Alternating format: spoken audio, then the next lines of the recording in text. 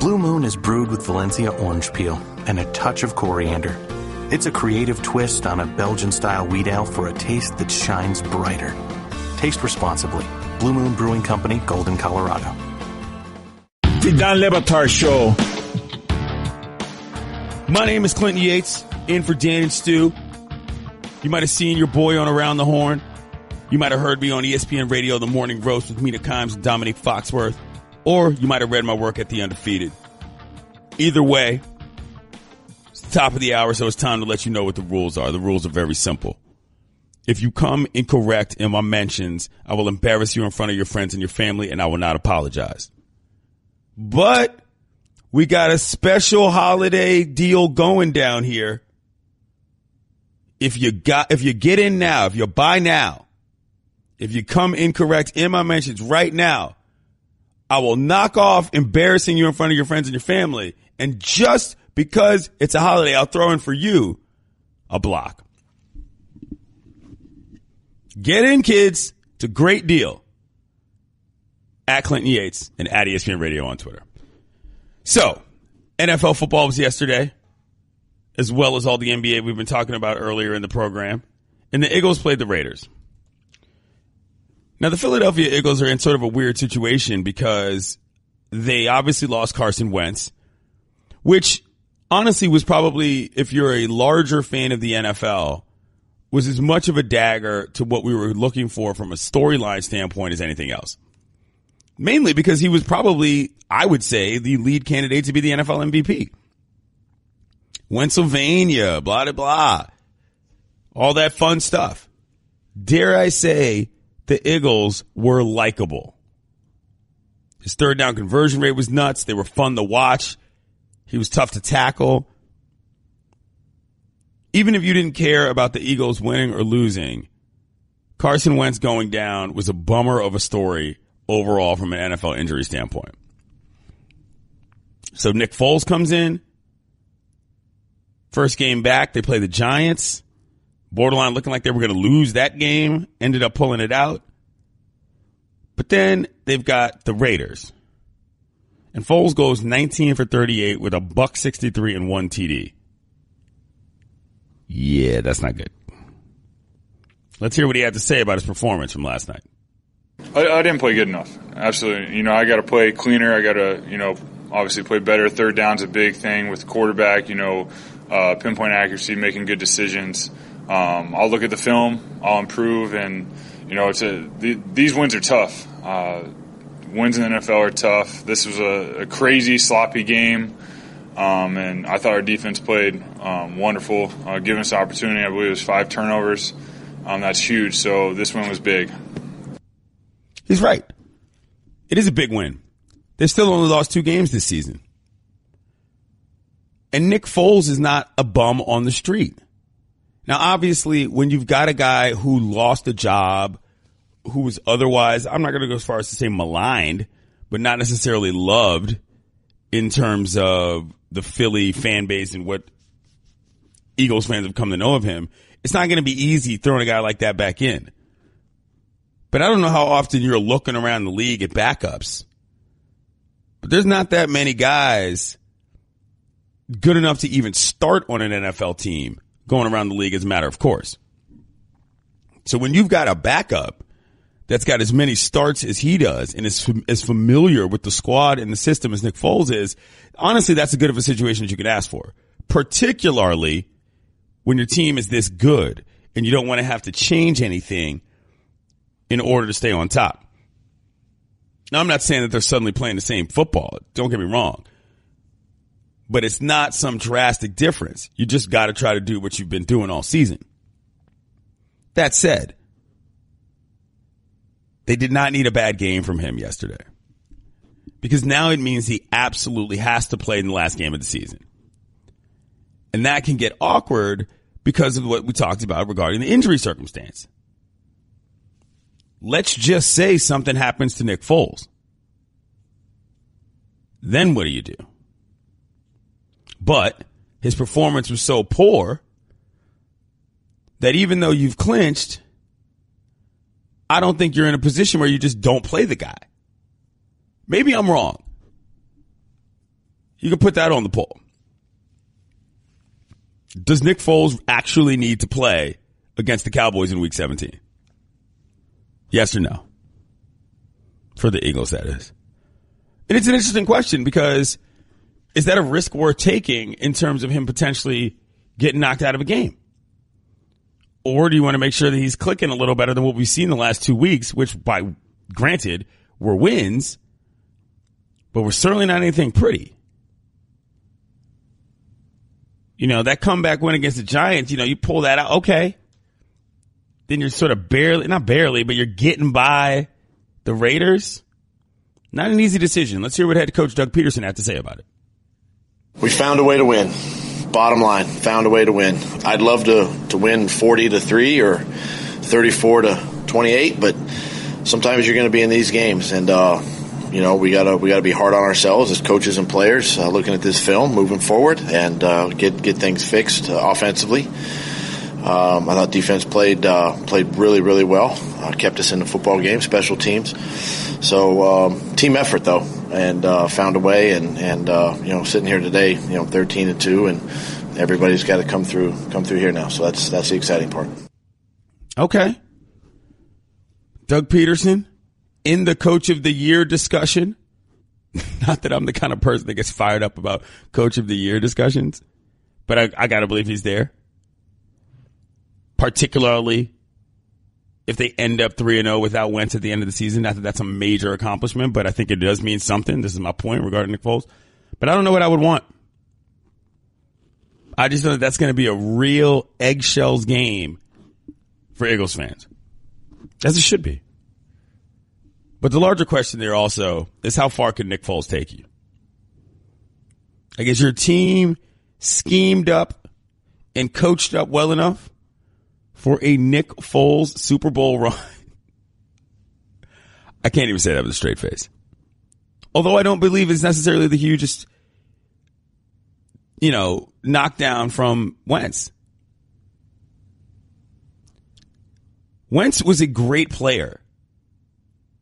Nick Foles is a capable backup. But man, are you going to be mad if all of a sudden Nick Foles makes a run, Philly fan? Like, are you willing to forgive him in order to sacrifice what you said about him in the past to get what you want, which is a Super Bowl ring, which right now Eagles fans have 0 of? 0 rings in Philly. Do you really want Nick Foles to be the guy that breaks that record? Can you imagine? Hi, I'm Nick Foles. I'll never have to buy a beer in Philadelphia ever again. Carson Wentz walking around like, what I got to do? It's a tough situation. I wouldn't play him, honestly, myself.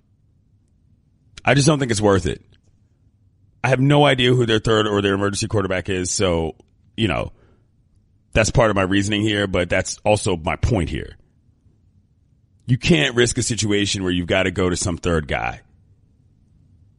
Sure, you don't want Nick Foles to be off point or whatever, but if you've got the bye anyway, you got to presume you can coach him up to get to where he needs to. Don't run that risk, Philly. That would not be smart. Not be smart football.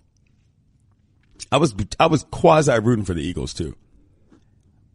I was rooting for them to get to the Super Bowl and lose, because that's what I always root for with the Eagles, to get to the Super Bowl and lose.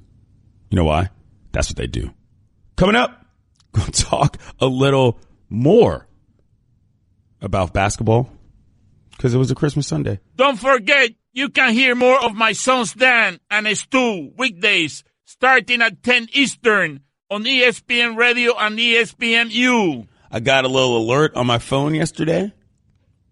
It said, your fantasy football season at the Undefeated is complete. And by complete, I mean, I am number one. I don't really care about fantasy football, to be very honest. I do like Matthew Berry's Fantasy Football Show. That is one of the better programs on this family of networks. And I have found myself enjoying fantasy football discussions.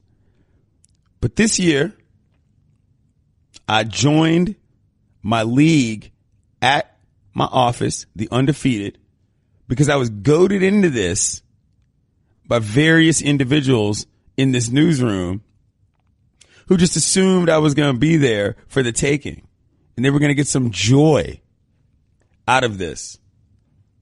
But not only did that not go in said league honcho's favor, and by honchos, I don't mean the commish. That's my man Aaron Dotson. I love Aaron. He's the homie. I'm just saying those who might have thought that they were big deals in this world, which in itself is kind of hilarious to me. But I think I won the first 6 games. Might have gone not so great over the second half of the season. But your boy is now champion. Which means if you ask me to be in a league that I otherwise didn't want to be in, and then I win the league, it gives me full right to be as obnoxious as I choose in the office for the rest of the football season.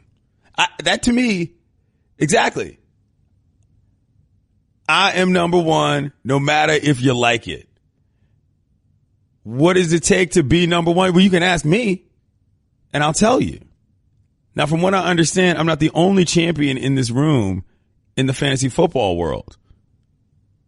Is that correct? We got Mikey C winning the championship. Mikey C, referring to himself in the third person, winning a championship. Who did you beat in your championship, and what league are you in, Mikey C? I'm in the ESPN Fantasy Focus League, and I defeated Miss Mina Kimes. Miss Mina Kimes! Look at that! And I overcame all odds because I had the number one pick, and of course had David Johnson, and still managed to get to the championship with the help of Todd Gurley. Mina Kimes goes down in her championship. Can you name me some of the other names that are in that Fantasy Focus League? We got Eric Carabell, fantasy football expert. Okay. Randy Scott, Sports Center anchor. For those who didn't see it, Mikey put fantasy football expert in air quotes around Carabell. Thank you for that drop in, Dan. Got you. Who else is the big hitters? All right. Yeah. Dave Rothenberg. I don't know. He's another fantasy guy. So this is the creme de la creme of the fantasy world in terms of those who are supposed to be the best. I would say so, yeah. And so now you're the best. Now I'm the best. Second year straight. Ooh, 2-time returning champ. Mm-hmm. Anyway, I just needed to let the world know that even though I don't care about fantasy football, I won my league. And I'm very happy about that. Just so, Mark Spears, shout out to your boy. Everybody go read Mark Spears' work. He's a senior writer for The Undefeated. Covers basketball. He's out there talking about the Warriors, but, second place when it comes to fantasy football. Speaking of football, there's a great headline on Deadspin right now that says, NFL cancels New Year's Eve Sunday night football game after realizing it scheduled a New Year's Eve Sunday night football game. This is the correct decision, by the way, if you're NBC. Because New Year's Eve football games, in theory, feel like a good idea. But nah, they're not. People got better things to do on New Year's Eve. Now, there are going to be those who stay in. That's fine. But I don't know if I'm staying in that a football game is really what I'm trying to do. I'm at that age now where going out and partying and trying to get blasted on New Year's Eve is not what I'm about. It could happen, but that's not really what the deal is. I'm more on the chill, wait till the ball drops, and then slide out, Steez. Watch some of my favorite American television personalities entertain me until midnight. Mariah's coming back, from what I understand. That's a big deal in my world. We need to see how Mariah's doing. The nation is waiting. I'm actually really concerned about that. I really hope Mariah doesn't have another bad performance on New Year's. She's got money hand over fist. But I don't know if the reputation could take another hit like that. And I don't like to see that from Mariah. Mariah holds a place in your boy's heart. But these days are over for me as far as going out on New Year's Eve. I can't do that mess anymore.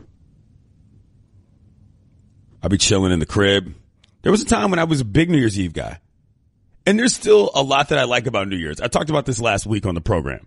When it comes to the power rankings of holidays, New Year's is way up there for me. But it's not because of the partying. It's because of the feeling of rejuvenation that you get.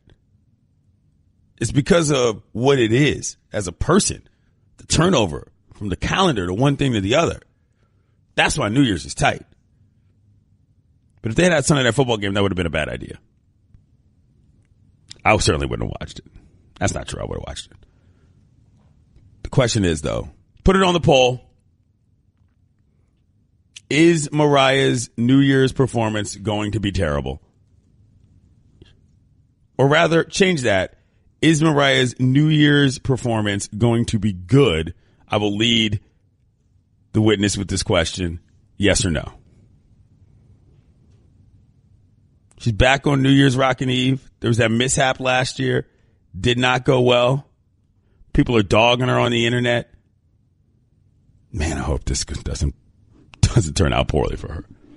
Mariah is a national treasure. She deserves better than your mockery on the Twitter box. You know, New Year's Eve, she will have a triumphant return to the top. A return to the top. Almost as triumphant as my win in fantasy football from the undefeated league. Cash more of the Dan Le Batard Show with the Stugats, 10 to 1 Eastern on ESPN Radio and ESPNU. Joining us right now on the Sharp Zor Performance Line, Josina Anderson, NFL insider. By the way, where were you this weekend, Josina? I saw you in New Orleans. Did you do anything yesterday? Where were you at this weekend on the coverage beat? I was in New Orleans at the Superdome, not on Bourbon. I was not on Bourbon. Nobody accused you of that. So I was in New Orleans, just letting that be known. I'm joking, I'm just joking. No, I was covering the Falcons at Saints.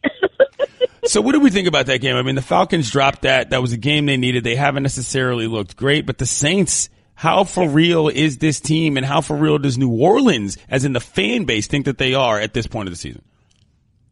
Oh, man, let me tell you, as a reporter, sometimes you walk into these locker rooms and, you can feel a certain disjointedness, like at times when I've walked through the Giants locker room, which is understandable, right, just because they've had a tumultuous season. But when I went down to New Orleans and I visited the Saints on Friday, I mean, the whole locker room is loose. They were just doing Secret Santa. Guys were talking about the gifts they didn't like. And Alvin Kamara, he's just so...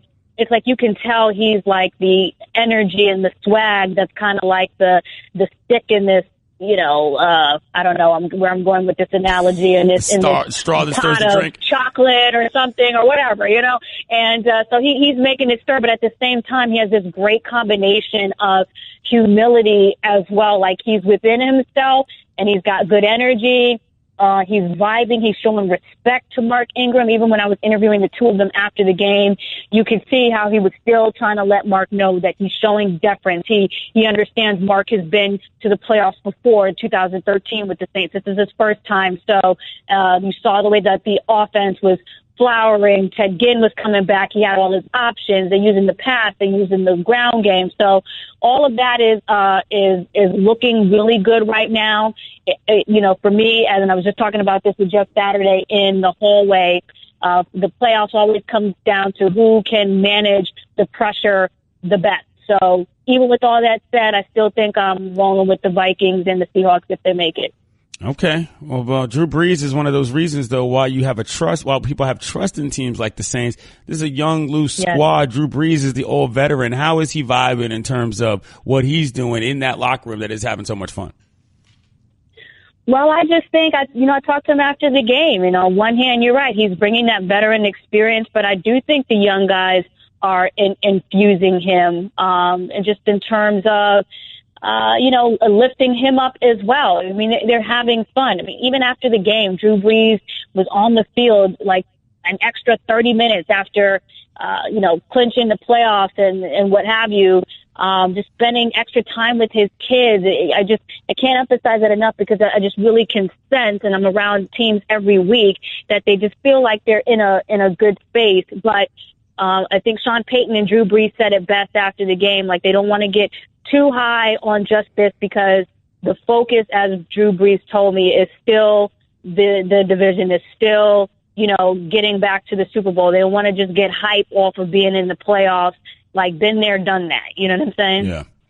Justine Anderson, ESPN NFL Insider, joins us. I want to ask you about one team that has been really interesting to me, which is the Carolina Panthers. They've had an up and down year. The situation regarding their franchise and the owner. I don't know what you know about this specifically, but I do wonder from your perspective how you feel about where they are as a team. Look, an owner getting forced to sell a team in the middle of a season is not some sort of common occurrence in any franchise. You know, that's an interesting scenario. How much do you think that team is affected? You saw them doing a 1, 2, 3 chant for them after their game. How much do you think that team is affected by everything that's happened this season to this point?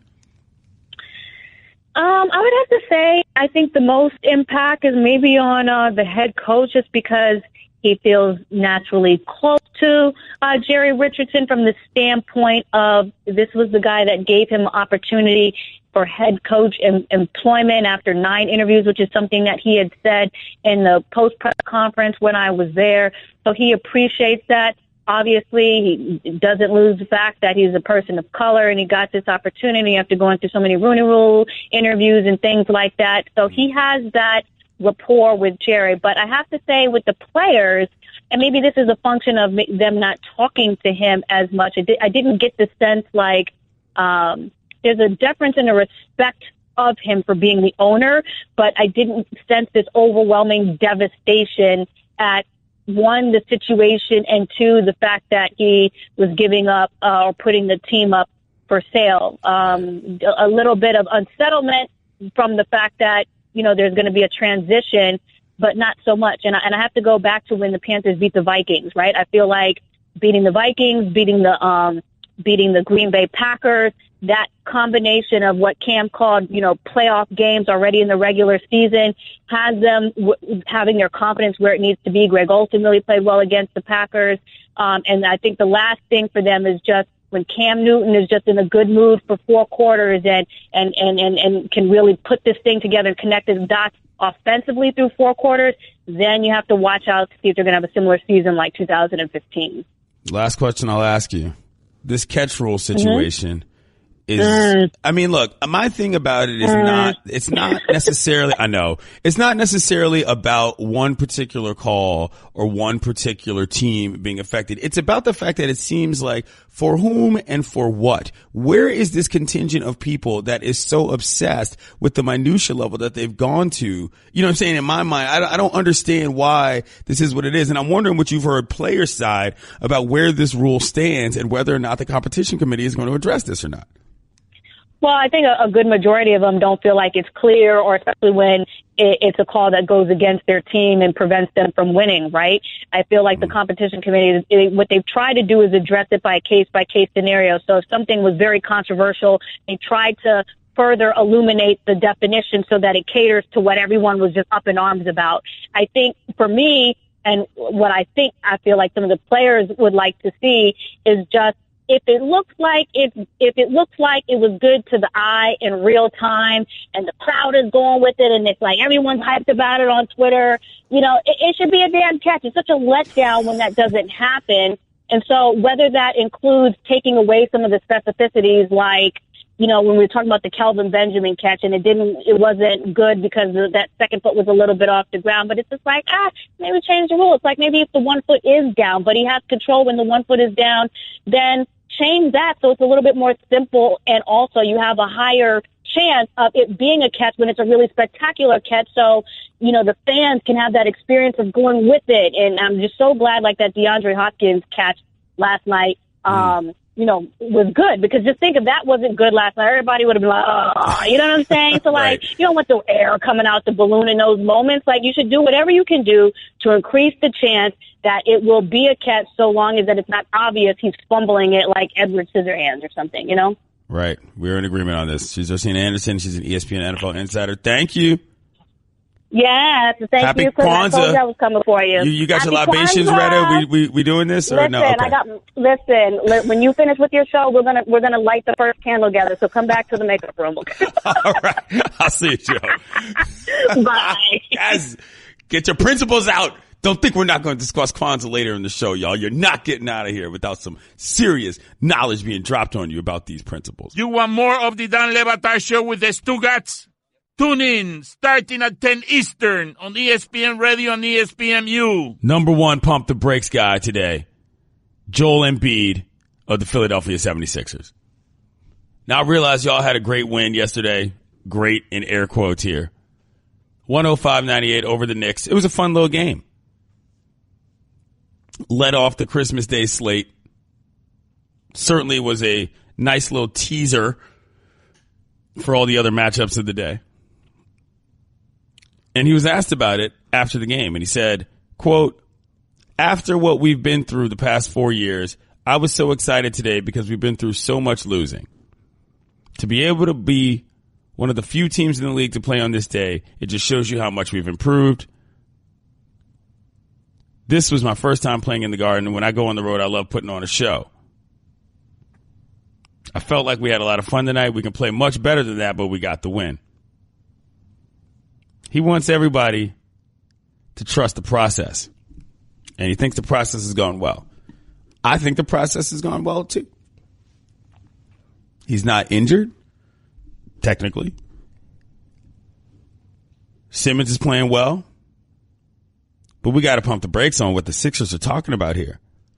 They still have some major issues at hand. The Markelle Fultz situation is a problem. Y'all need that guy in order to be what you really have to be. And the other thing that's a major problem is Embiid himself. He played a triple overtime game about a week ago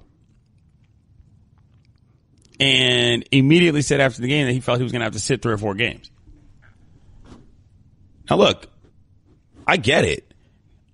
Everybody's going to fall in love with Joel Embiid. And if he can get on the court, he should get out on the court. But they got to slow down if they think that the goal of this season is to make the playoffs. That's not the goal in Sixers land, in my opinion. Would it be nice? Of course. It would be beautiful to say that once you fully rolled out the process, not even fully, but once you got to where you wanted to get to with Embiid, that you had a nice little 8 seed or whatever it may end up being to throw in there as a little, note of how well the season went. But right now, the Sixers are in 10th. And more importantly, they're below 500. So I'm saying pump the brakes because if Philly gets too enamored with what is the Joel Embiid show and can't find a way to manage his minutes enough to, number one, get him through this season alone, and number two, maximize what they think he's going to be from a career standpoint, but then that's very short-sighted and that's problematic. But it's hard because Embiid's fun. He's out here roasting dudes on Twitter. He's out here getting guys technicals on the court, pumping up the crowd. It's not easy to say that you're not going to play Joel Embiid every possible minute that you can on an NBA court. From a marketing standpoint, from a basketball standpoint. But if you don't have Joel Embiid toward the end of the year, or if you don't have Joel Embiid at the beginning of next year because whatever, the back flares up, that's not good. You're happy he played on Christmas, but this for me might be the last scenario in which you'll say, okay, we're going to let you play regardless. You got to let him play on Christmas. I'll give you that. But when he sits, they're 1-7. They're not a good team when he's not on the court, and that's why they got to play him so much. But again, don't cut off your nose to spite your face here. Joel Embiid is probably the most exciting superstar when it comes to the full package in the league. I would watch a Joel Embiid reality show right now. Seeing that dude operate, watching him go through his life, that would be great to see. But the Sixers have a real issue here because it seems as if also this has kind of caught them and caught their coach by surprise a little bit. I don't understand how he plays 3 overtimes in a game whatsoever. especially not in December. Look, I realize they all count the same, but they all don't happen at the same time. Joel Embiid is one of the best things the NBA has going from a star standpoint.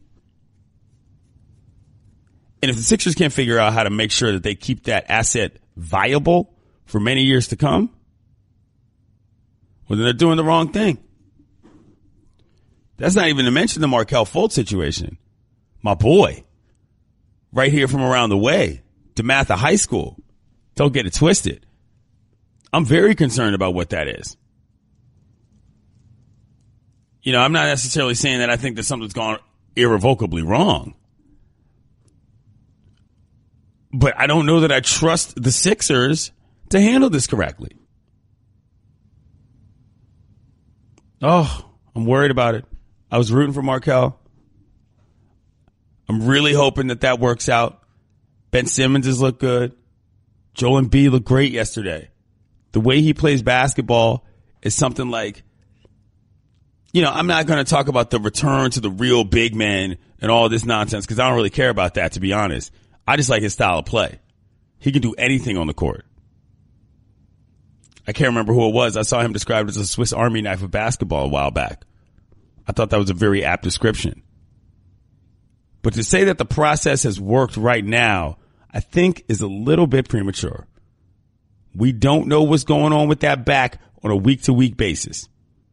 And we can't have the Sixers thinking that they can just figure it out as they go along. They got to have a better plan. If, for lack of a better term, they might have to reevaluate the process. You can listen to the Dan Le Batard Show with the Stugats 10 to 1 Eastern on ESPN Radio, and you can watch on ESPNU.